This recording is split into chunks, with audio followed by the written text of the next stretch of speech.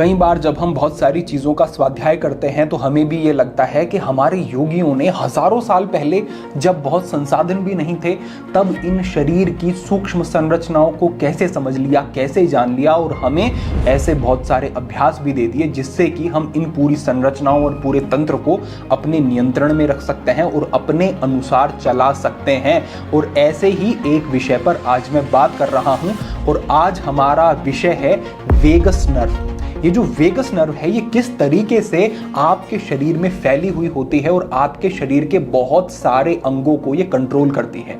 जैसे कि ये आपके लंग्स को, आपकी स्मॉल इंटेस्टाइन, बिग इंटेस्टाइन, आपका स्टमक, आपका लीवर, पेनक्रियाज, वोकल कॉर्ड, आपके कान और आपके चेहरे के अंगों से संबंधित रहती है, और इन सब अंगों पर इसका सीधा प्रभाव होता है। अगर आप अपनी वेगस नर्व को सही तरीके से कंट्रोल करना समझ लेते हैं तो समझें आपके इन सारी स्थितियों पर, साथ ही अपने मन पर आप पूरा नियंत्रण प्राप्त कर सकते हैं। मन पर क्यों? क्योंकि ये जो वेगस नर्व है, ये सीधी आपके पैरासिम्पैथेटिक नर्व सिस्टम का हिस्सा होती है, और पैरासिम्पैथेटिक नर्व सिस्टम के 75 से 80% जो सिग्नल्स होते हैं वो इस वेगस नर्व के थ्रू ही होकर के हमारे शरीर में जाते हैं और दिमाग तक पहुंचते हैं। तो अगर हमने वेगस नर्व को ठीक दिशा में मोड़ लिया और जो एक वेगस टोन होती है उसको हमने बैलेंस में कर लिया, वो टोन जिसके माध्यम से ये वेगस नर्व सही तरीके से काम करती है, अगर हम इसको मेंटेन कर लेते हैं तो हम अपने इन सभी अंगों और अपने मस्तिष्क को अपने अनुसार चला सकते हैं और बहुत रिलैक्स, काम और स्ट्रेस फ्री जीवन हम जी सकते हैं। अब हम आगे बढ़ेंगे और एक एक करके मैं आपको बताता हूं कि क्या वो ब्रीथिंग टेक्निक है, क्या वो तरीके हैं जिससे हम इस वेगस नर्व को प्रभावित करते हैं। यहां पर जो हमारा पहला तरीका है उसको हम समझेंगे, और इससे होगा क्या, इससे आपका पैरासिम्पैथेटिक नर्व सिस्टम सक्रिय होगा। और आज के समय में अगर आप बात करें तो हमें सिंपैथेटिक नर्व सिस्टम की जरूरत नहीं है, उतनी पैरासिम्पैथेटिक नर्व सिस्टम की जरूरत है, क्योंकि सिंपैथेटिक तो हमारा सक्रिय हो ही जाता है। दौड़ भाग भरा जीवन है, बहुत सारे काम करने हैं, कहीं आप ऑफिस का काम में फंसे हुए हो, कहीं दूसरी चीजों में, तो बहुत एक्टिव आप रहते हो और एक तरीके की हल्की स्ट्रेस बनी रहती है जो आपको फाइट एंड फ्लाइट मोड में रखती है। लेकिन जब आपका पैरासिम्पैथेटिक सक्रिय होता है तो कौन से मोड में आप जाते हो? रेस्ट एंड डाइजेस्ट मोड में आप चले जाते हो, यानी कि आपका पाचन बिल्कुल अच्छा होना शुरू हो जाता है और आप रिलैक्स फील करते हो, अच्छा फील करते हो। और यह भी ध्यान रखें कि जब आप रिलैक्स होते हो उस समय पर ही आप क्रिएटिव हो पाते हो, उस समय पर ही आप अपने अंदर झांक पाते हो, उस समय पर ही आप अपने सबकॉन्शियस पर और अपने गलत पैटर्न को देख पाते हो और उनको बदल पाते हो। तो आपका पैरासिम्पैथेटिक मोड में रहना बहुत जरूरी है, और उसके लिए पहला अभ्यास समझो। इसमें आपको कमर गर्दन सीधी करके बैठ जाना है, स्वाभाविक रूप से। पद्मासन, सिद्धासन लगा सकें तो वो लगाएं, या तो सुखासन में आप आराम से बैठ जाएं। कमर को बिल्कुल सीधा रखें, अपनी आंखों को आप बंद कर लें, क्योंकि आंखें बंद करेंगे तो बहुत सारा डेटा जो कलेक्ट कर रहे हैं वो बाहर से, वो रुक जाएगा। आंखें बंद की और पहले आप नॉर्मल कुछ 3-4 गहरे लंबे सांस ले लें, और उसके बाद जो हमारी ब्रीथिंग टेक्निक है इसे समझें। इसमें आपको इनहेल करना है 4 की गिनती तक, अंदर सांस को होल्ड करना है 16 की गिनती तक, और बाहर सांस को छोड़ना है 8 की गिनती तक। यानी कि दुगने समय में एक्सेल होगा, 4 गुने समय तक अंदर सांस को रोकना है। ये अभ्यास आपका रहेगा और ये तुरंत आपको काम करेगा, रिलैक्स करेगा, और आपकी इस वेगस नर्व को ये प्रभावित करता है। इस टेक्निक को ऐसे समझो कि जैसे मन ही मन आप काउंट कर रहे हैं, मैं आपको बोल के बता रहा हूं। इनहेल करना आपने शुरू किया, 1 2 3 4, आपने अंदर सांस को होल्ड कर लिया, 1 2 3 4 5 6 7 8 9 10 11 12 13 14 15 और 16। उसके बाद एक्सेल करना शुरू किया, 1 2 3 4 5 6 7 और 8। इस तरीके से ये आपका इनहेल, होल्ड और एक्सेल का अभ्यास है। इस अभ्यास को अगर बहुत स्ट्रेस में कभी हो, कभी भी आपका मन बहुत चंचल हो रहा है, आपको लग रहा है कि आप बिल्कुल काम और रिलैक्स फील नहीं कर रहे हो, करके देखना इस अभ्यास को। आप 4 से 5 बार जैसे ही करोगे तुरंत आपका मन रुकने लगेगा, विचार ठहरने लगेंगे और धीरे धीरे पैरासिम्पैथेटिक मोड में आप जाना शुरू कर देंगे। ये आपका पहला अभ्यास है। जो दूसरा अभ्यास है, इसमें करना क्या है, आपको अपने पेट से सांस लेना शुरू करना है। इसमें भी अपनी आंखों को बंद करके आपको बैठना है और धीरे धीरे दोनों नोस्ट्रल से, इससे पीछे वाले अभ्यास में भी दोनों नासिकाओं से और इसमें भी दोनों नोस्ट्रल से इनहेल करना है आपको और एक्सेल करना है। और जैसे ही आप इनहेल कर रहे हो तो पेट आपका बाहर की तरफ आना चाहिए, आप एक्सेल कर रहे हो तो पेट आपका अंदर की तरफ जाना चाहिए, फिर इनहेल कर रहे हो तो पेट बाहर की तरफ आना चाहिए। तो इससे क्या होगा, आपकी एक डायफ्राम मसल होती है, लंग्स को और जो आपके एब्डोमिनल ऑर्गन है उनको सेपरेट करने का काम करती है। और जब आप इनहेल करते हो गहरा, तब ये डायफ्राम नीचे की तरफ जाती है और तब आपका पेट बाहर आता है। कोई ऐसा थोड़ी ना है कि आप सांस ले रहे हो तो पेट में सांस जाता है। पेट से सांस लेने का मतलब होता है कि अपने लंग्स को इतना हम फैलाएं कि डायफ्राम नीचे की तरफ जाए और पेट थोड़ा बाहर की तरफ आए। अब जब ये मूवमेंट होता है तो ये जो डायफ्राम है इससे होकर के नीचे की तरफ ये वेगस नर्व जाती है और आपके पेट के अंगों तक ये पहुंचती है। तो जब हम गहरी सांस लेते हैं तो डायफ्राम का मूवमेंट होता है और ये डायफ्राम का मूवमेंट आपकी वेगस नर्व को स्टिमुलेट करता है, प्रभावित करता है। और जब ये वेगस नर्व फिर सक्रिय होती है तो ये रिलैक्सेशन का एक मैसेज भेजती है और आपका दिमाग शांत होना शुरू हो जाता है।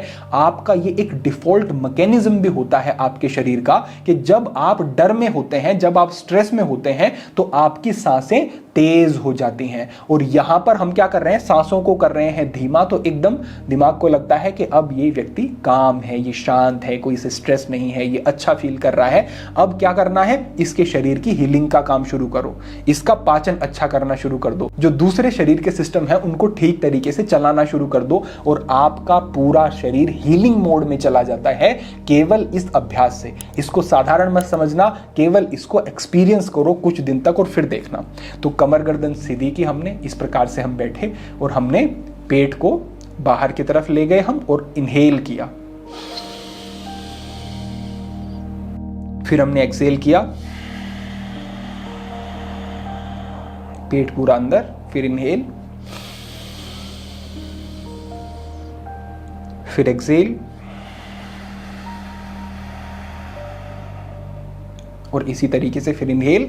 तो हम पेट को पूरा बाहर की तरफ ला रहे हैं। और देखो, ध्यान रखना, आंखें बंद रखना इस अभ्यास के दौरान और पूरी सजगता अपने सांस की तरफ और अपनी नाभि की तरफ रखना। मणिपुरा चक्र जो आपका है इसकी तरफ अपनी पूरी सजगता को रखना। तो इससे समान वायु भी अच्छी होगी जो आपके पाचन से संबंधित होती है, डाइजेशन इंप्रूव होगा और जो हमने प्रभाव बताए कि वेगस नर्व पर ऐसे प्रभाव पड़ते हैं वो सारे बेनिफिट तो आपको मिलेंगे ही। तो ये हमारा दूसरा अभ्यास हुआ जिसमें आपको उदरगत श्वसन यानी कि एब्डोमिनल ब्रीथिंग करनी है। अब आप हमारी तीसरी विधि को समझें। इसमें आपको करना क्या है, इसमें आपको इनहेल करना है अपनी नाक से और एक्सेल करना है अपने मुंह से।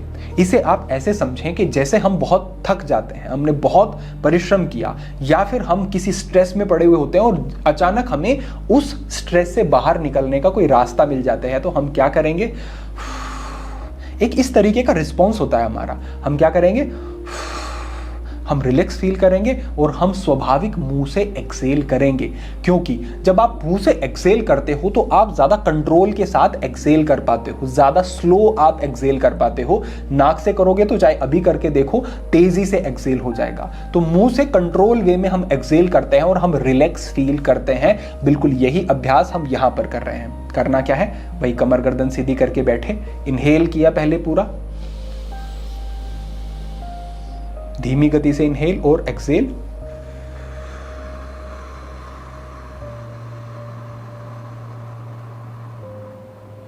स्लो धीमा एक्सेल और कंप्लीट एक्सेल, पूरा सांस बाहर, फिर धीरे धीरे अंदर,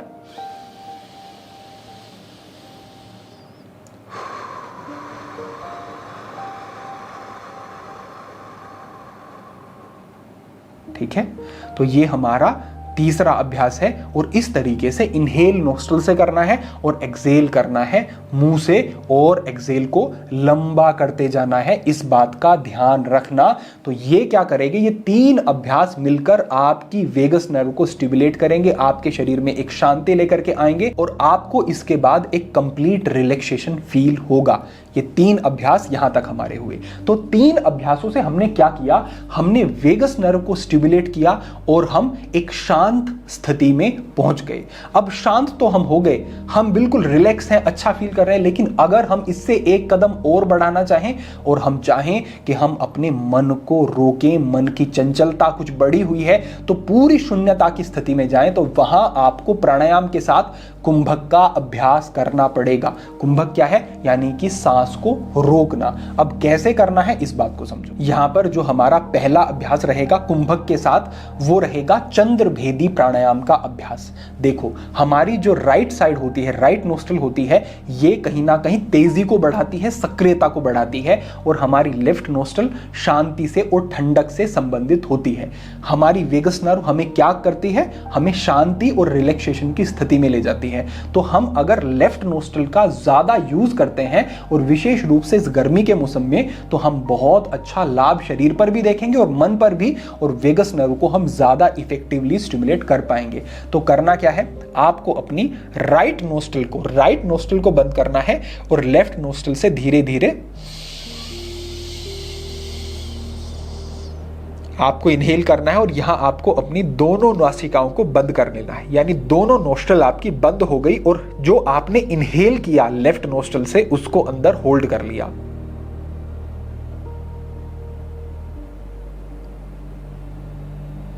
उसके बाद कुछ समय तक इसको होल्ड करके आपने रखा और आपने राइट नोस्ट्रल से पूरा एक्सेल कर दिया।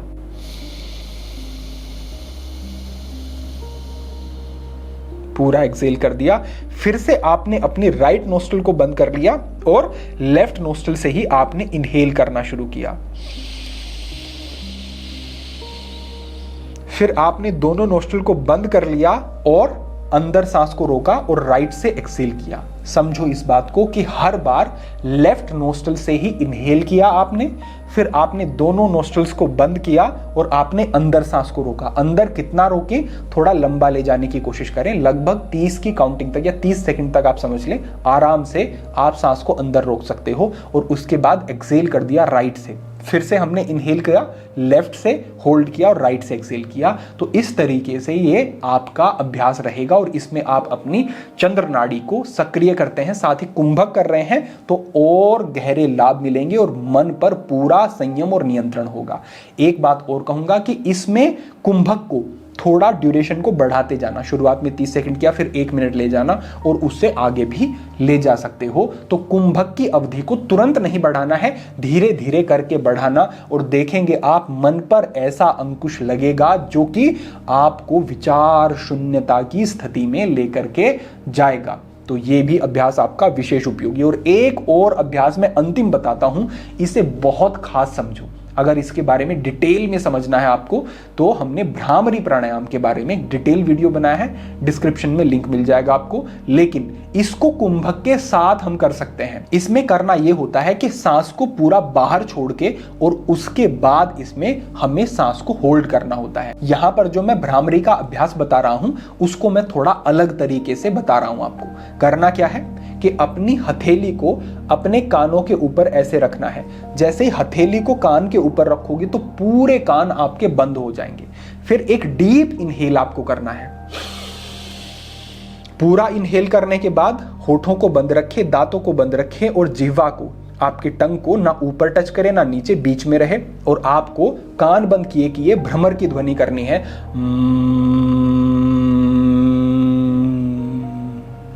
पूरी भ्रमर की ध्वनि करने के बाद, यानी भ्रमर की ध्वनि जो की आपने, उससे एक्सेल कर दिया आपने, पूरा सांस बाहर चला गया, तभी तो आपने ध्वनि की गुंजन किया। और सांस को बाहर ही रोक दो और थोड़ा लंबा रोक करके रखो। वैसे ही 30 सेकंड से शुरू करो, फिर बढ़ाते जाना। और फिर आप जब लगे कि बस इतना हो गया मेरा कुंभक, उसके बाद फिर से इनहेल करना एक गहरा, और फिर से कान को बंद रखें हाथों से, हथेली से, और फिर से गुंजन, और फिर से रेचक, यानी कि एक्सेल करने के बाद पूरा सांस को बाहर रोकना है। ये अभ्यास मैं कहूंगा कि अत्यंत विशेष है, और इससे जो बहुत चंचल मन जिनका है, उनके मन पर भी एक विशेष अंकुश और ठहराव उन्हें अनुभव होगा ही होगा। क्योंकि ये, अगर मैं इसको बहुत एक्सप्लेन करूंगा तो इसके बहुत सारे साइंटिफिक रीजन हैं, लेकिन आप ये समझो कि ये गुंजन आपको रिलैक्स कर रहा है, वेगस नर्व को सक्रिय कर रहा है, साथ ही ये आपकी जो कंठ है ना, गला है, यहाँ पर एक वाइब्रेशन पैदा करता है और जो वेगस नर्व यहाँ से होकर के जाती है उसको यहाँ से भी ये प्रभावित करता है। और जो आपने कुंभक किया, इससे आप अपने विचारों को पूरी तरह से रोक रहे हो।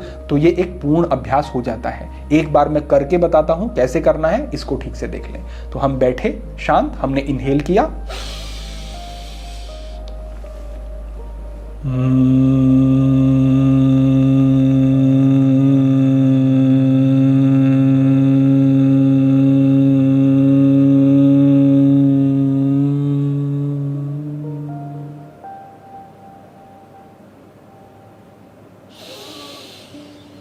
इतना अभ्यास है। गुंजन किया, फिर बाहर सांस को छोड़ करके बाहर रोका। अभी मैंने केवल आपको बताया है आपको लंबा एक्सेल करके और पूरा बाहर सांस छोड़ के होल्ड करना है, और फिर से हमने इनहेल करके दोहराया अभ्यास को। इसको कितनी बार करना है, कम से कम 10 बार से शुरू करो और बढ़ाते हुए 11, 12, 15, 20 बार भी कर सकते हैं, लेकिन 10 बार करोगे बहुत अच्छे लाभ मिलेंगे।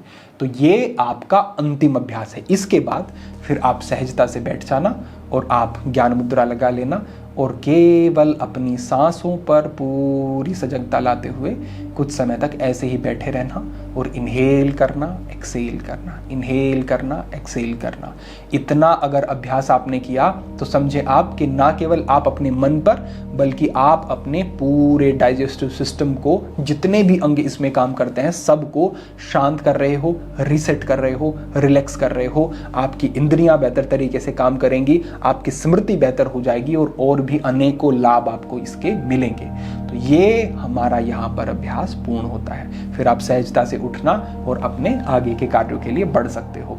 इससे पहले योग अभ्यास कर लें, योग अभ्यास के बाद ये पूरा आप जो प्रक्रिया मैंने बताई इसको दोहरा लें। अगर आप योग अभ्यास करने में इच्छुक हैं और आप साथ में अभ्यास करना चाहते हैं तो हमारी एक कक्षा चलती है सुबह के समय, हठ योग की जो हमारे अभ्यास रहते हैं। तो उससे संबंधित कोई भी जानकारी आपको चाहिए तो जो स्क्रीन पर आपको नंबर दिख रहा है इस पर आप संपर्क करें और जानकारी प्राप्त करें और फिर उन कक्षाओं से भी आप जरूर जुड़ें।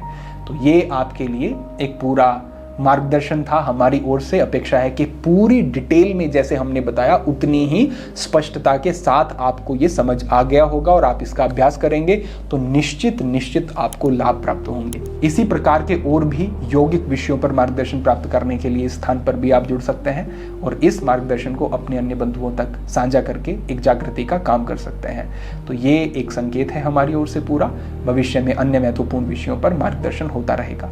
सभी के लिए प्रार्थना, सभी के लिए मंगल कामना। आज के लिए इतना ही। ओम नमः शिवाय।